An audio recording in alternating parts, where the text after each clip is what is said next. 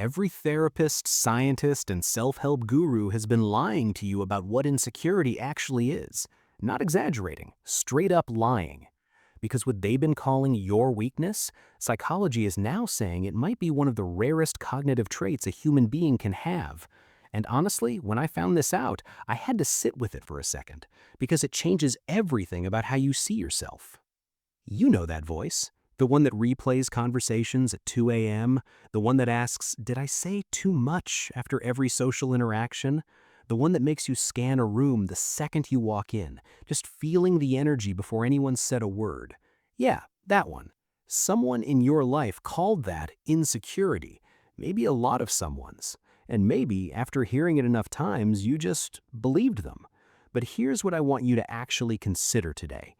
What if they weren't just a little wrong? What if they were completely, entirely, embarrassingly wrong? Okay, so the first thing you need to understand is this. What most people call insecurity isn't one thing. It's actually a bundle, a cluster of traits that got lumped together and slapped with the worst possible label. And we're going to go through 5 of them today. Not to hype you up, not to be one of those "you're amazing, queen" channels, but because the research genuinely supports this, and you deserve to actually understand yourself, maybe for the first time. Gift number 1. You have a level of self-awareness that most people will never ever develop. Here's something nobody told you. There are actually 2 types of self-consciousness. Psychologists call them public and private self-consciousness. Public is the uncomfortable one, the "oh God, what do they think of me" spiral. But private self-consciousness, that's something completely different. That's the ability to observe your own thoughts, feelings, and motivations while they're happening in real time. And research in personality psychology links high private self-consciousness to stronger emotional intelligence, more authentic relationships, and a clearer sense of personal values. Think about that person you know. You definitely know one who just moves through life completely unbothered, never questions themselves, says something hurtful, and genuinely doesn't lose a second of sleep over it. And we used to look at those people and think, "I wish I was like that." But honestly, are they more at peace, or are they just less aware? Because those aren't the same thing, not even close. The person lying awake at midnight thinking, "Wait, did that come out wrong? Did I hurt them? Was I too much?" That person is running an internal audit that most human beings never even attempt. That's not anxiety for no reason. That's care. That's depth. That's precision. So stop trying to mute your inner voice. Just redirect it. Instead of asking, "What did they think of me?" start asking, "What do I think of myself today?" Same voice, completely different destination. Gift number 2. And this one, I was genuinely shocked when I found this out. You can read people in a way that borders on unsettling. There's a concept researchers call empathic accuracy. Basically, how well you can read what someone is actually feeling versus what they're performing. And studies consistently show that people who are labeled too sensitive score significantly higher on this. Elaine Aron spent years researching what she called highly sensitive persons. About 20% of the population, by the way, not a fringe thing. And she found that this sensitivity isn't a disorder, it's a neurological trait. Your brain is literally processing emotional information more deeply than others. You felt this, right? You walk into a room, everyone's laughing, everyone's fine, everything looks normal, and you immediately know something's wrong. You can't explain how you know, you just do. You read an email and you hear the tension underneath the polite words. You catch that tiny flicker on someone's face, half a second, before they rearrange themselves back into "I'm fine." That's not paranoia, that's data collection at a level most people literally cannot access. Now, I also want to be fair here, because sometimes it is exhausting, isn't it? Sometimes you wish you could just walk into a room and not absorb the entire emotional atmosphere like a sponge. I get that. But here's the thing. You don't have to absorb everything you perceive. Noticing and carrying are 2 different skills. You can learn to witness without drowning. And that ability, when you learn to hold it right, is the exact foundation of every great therapist, every respected leader, every deeply loved parent that's ever existed. Gift number 3. Okay, this one might be my personal favorite. Your insecurity is actually a sign of rare intellectual humility. I know, stay with me. Psychologist Mark Leary and his colleagues put out research showing that people with lower certainty about themselves are dramatically more open to changing their minds, more receptive to feedback, and way less likely to lock into rigid, dogmatic thinking. In a world full of people who are absolutely unshakably certain they're right about everything, your willingness to question yourself isn't weakness. It's actually a form of intellectual courage.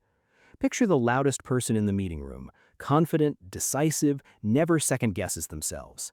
Now, picture yourself sitting across from them, quietly turning the idea over, looking for the angle they missed, asking, "But what if we're wrong?" Who's doing the deeper thinking? Research on decision quality is pretty clear on this. Moderate self-doubt leads to better outcomes than overconfidence, every single time. The people who pause and ask, "Wait, what am I missing?" Those are the ones that catch the catastrophic errors before they happen. Now, and this is important, I'm not saying drown in self-doubt. There's a version of this that tips into self-attack, and that's worth paying attention to. Not because something is wrong with you, but because you deserve to be a little gentler with yourself than you've been. The difference between a gift and a burden is almost always just how you hold it. Gift number 4. You don't actually hate people, you just refuse to settle for fake ones.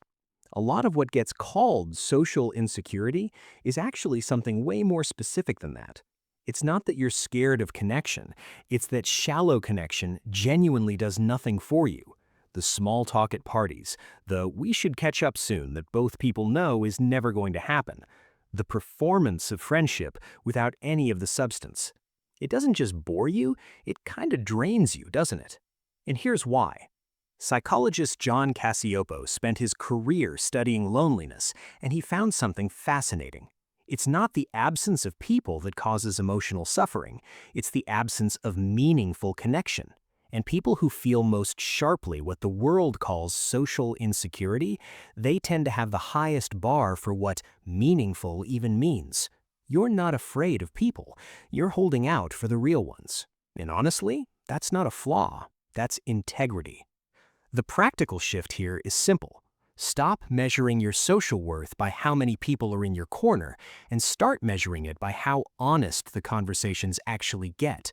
One real conversation, one moment where someone actually sees you and you actually see them is worth more than 100 pleasant, forgettable interactions. You already know this. You've always known this. Gift number 5. And this one is the big one.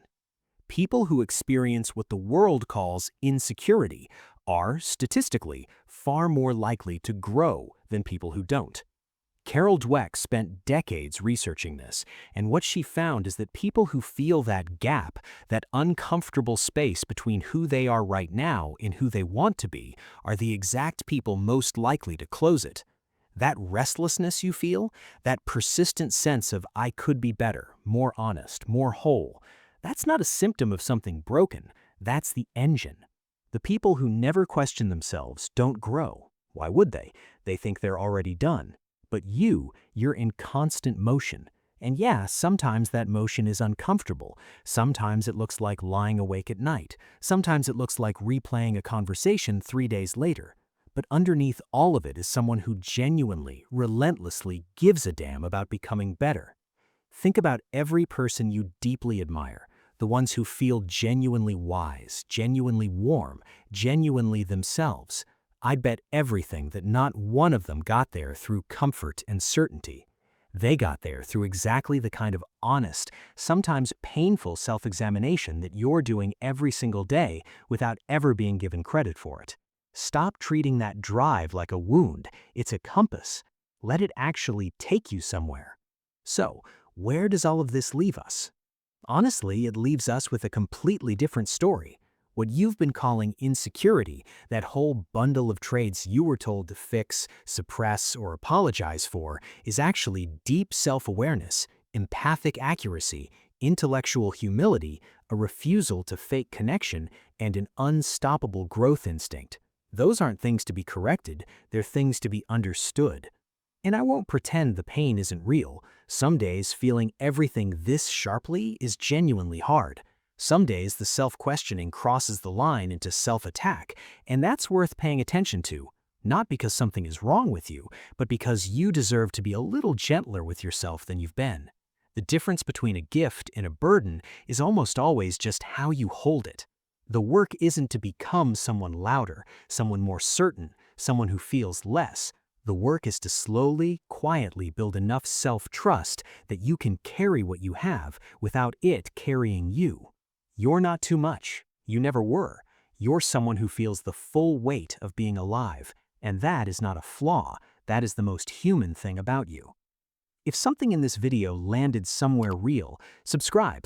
Not for hype, not for quick fixes, but because every single week we come back to this same honest conversation about who you actually are underneath all the labels people handed you. And that conversation, it's worth having again and again until it finally sticks.